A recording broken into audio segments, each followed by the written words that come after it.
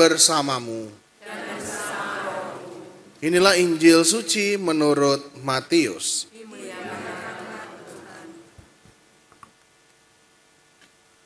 Sekali peristiwa Yesus bersabda kepada ke-12 muridnya, "Siapa saja yang mengasihi bapa atau ibunya lebih daripada mengasihi aku, ia tidak layak bagiku. Dan siapa saja yang mengasihi putranya atau putrinya lebih daripada mengasihi aku, ia tidak layak bagiku. Siapa saja yang tidak memikul salibnya dan mengikuti aku, ia tidak layak bagiku. Siapa saja yang mempertahankan nyawanya, ia akan kehilangan nyawanya. Dan siapa saja yang kehilangan nyawanya karena aku, ia akan memperolehnya. Siapa saja yang menyambut kamu, ia menyambut aku. Dan siapa saja yang menyambut aku, ia menyambut dia yang mengutus aku. Siapa saja yang menyambut seorang nabi sebagai nabi, ia akan menerima upah nabi. Dan siapa saja yang menyambut seorang benar sebagai orang benar, ia akan menerima upah orang benar. Siapa saja yang memberi air sejuk secangkir saja kepada salah seorang yang kecil ini karena ia muridku, sesungguhnya aku berkata kepadamu, ia tidak akan kehilangan upahnya." Demikianlah Injil Tuhan. Mari kita hening sejenak, kita merenungkan firman Tuhan yang kita dengarkan.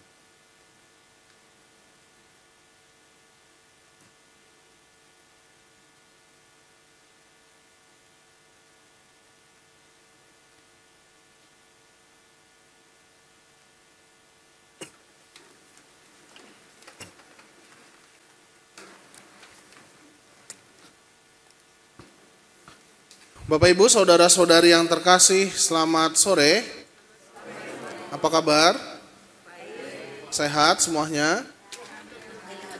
Ya, Bapak Ibu, saudara-saudari yang terkasih, belakangan ini untuk menyambut tahun 2024 yakni pemilihan presiden, ya pemilu, lalu sekarang mulai digaungkan kembali kira-kira spesifikasi apa atau diadakan tes yang menguji kelayakan calon-calon kira-kira yang model mana yang pantas untuk memimpin Indonesia gitu ya. Lalu dipilihlah ya tes-tesnya seperti apa, ujian-ujiannya bagaimana, sehingga orang yang mau mendaftar harus lolos dari kualifikasi tersebut gitu ya. Itu dalam konteks Indonesia sekarang. Tapi dalam konteks masyarakat kita juga demikian. Kadang-kadang ada tes-tes kelayakan yang diperlukan bagi kita untuk menempati atau memilih hal-hal tertentu gitu ya. Misalkan ada belakangan ini anak-anak yang sudah naik kelas mau melanjutkan ke sekolah yang lebih lanjut, lalu ada tes-tes kelayakan tertentu gitu ya. Entah ujian apa dan sebagainya yang memungkinkan kalau mereka bisa lolos dari tes kelayakan itu ya, kualifikasi tertentu itu, anak ini bisa masuk ke sekolah terbaik atau sekolah pilihan mereka. Nah, hidup kita juga demikian. Nah, Bapak Ibu saudara-saudari yang terkasih, bagaimana kalau ternyata Tuhan itu juga memiliki tes-tes kualifikasi tertentu bagi kita? Nah, mari kita merenungkan bersama.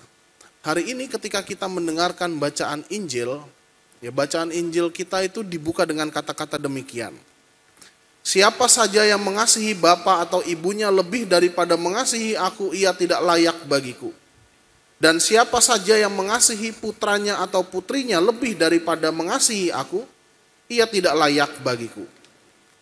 Siapa saja yang tidak memikul salibnya dan mengikuti aku, ia tidak layak bagiku. Nah, Bapak Ibu saudara-saudari yang terkasih, Anda semua yang hadir di sini, ya punya orang tua yang sudah menikah, punya anak. Nah, kira-kira sekarang Anda yang punya anak, ya, apalagi anaknya baru lahir, lagi lucu-lucunya, kira-kira lebih sayang anak Anda atau lebih sayang Tuhan Yesus?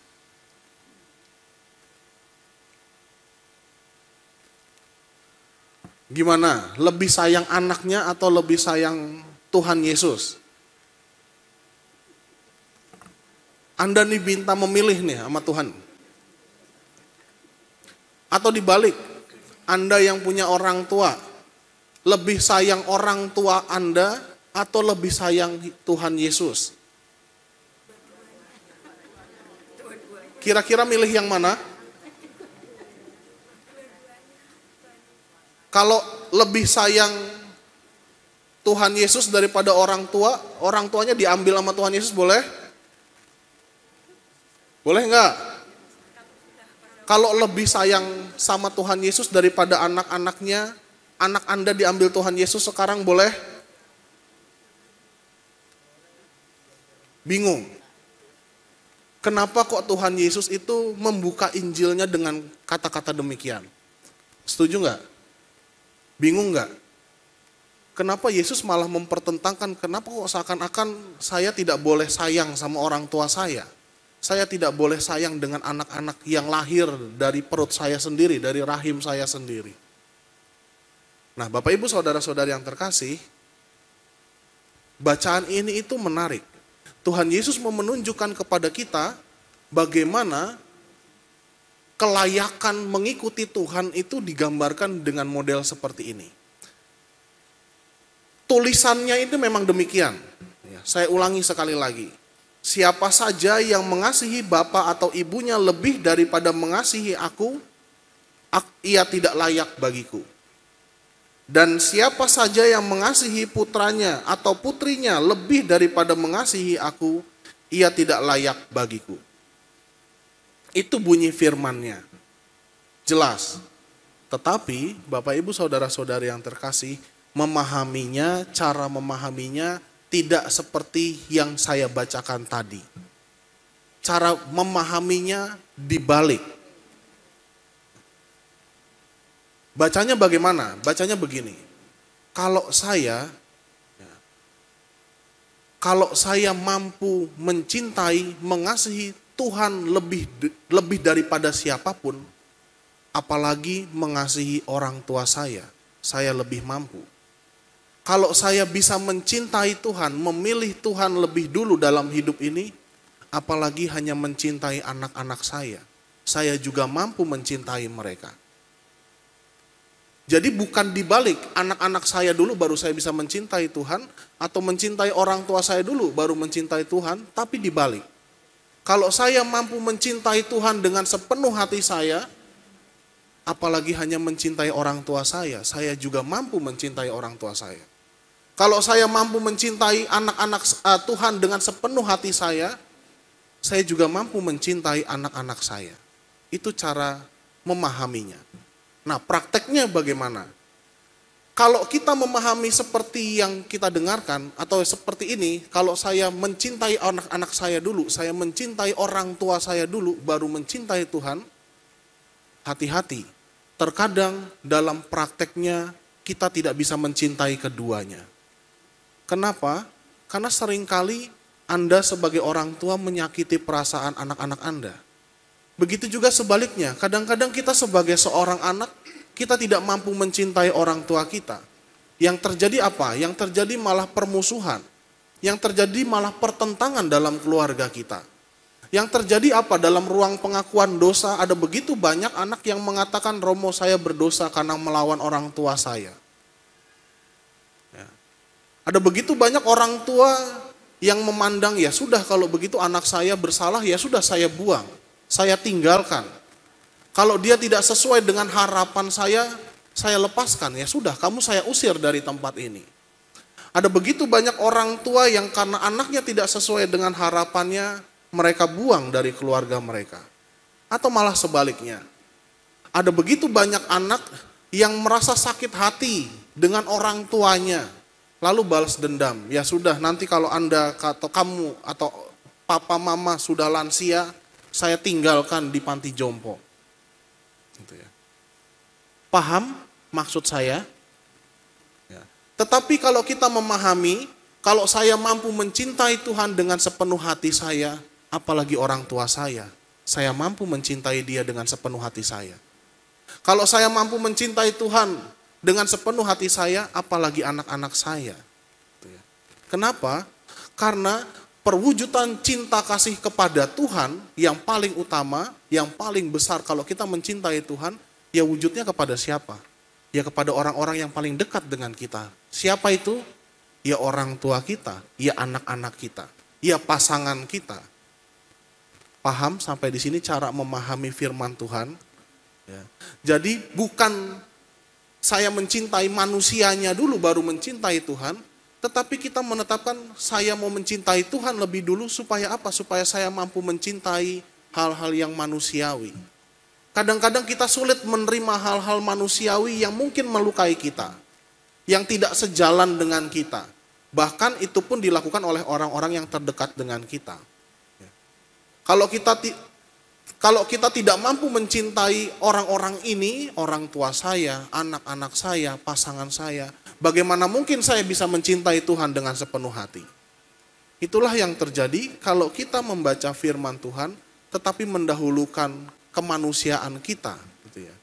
Maka kita sering mendengar ada orang tua dengan teganya membunuh anaknya. Atau sebaliknya, anak dengan tega membunuh orang tuanya. Kenapa demikian? Karena cara memahami imannya adalah terbalik. Tetapi kalau dibalik cara membaca seperti yang saya ajarkan pada malam hari ini, saya mau mencintai Tuhan dengan sepenuh hati saya. Maka cinta yang saya berikan kepada Tuhan, saya wujudkan kepada anak-anak saya, kepada orang tua saya, kepada pasangan saya, dan sebagainya.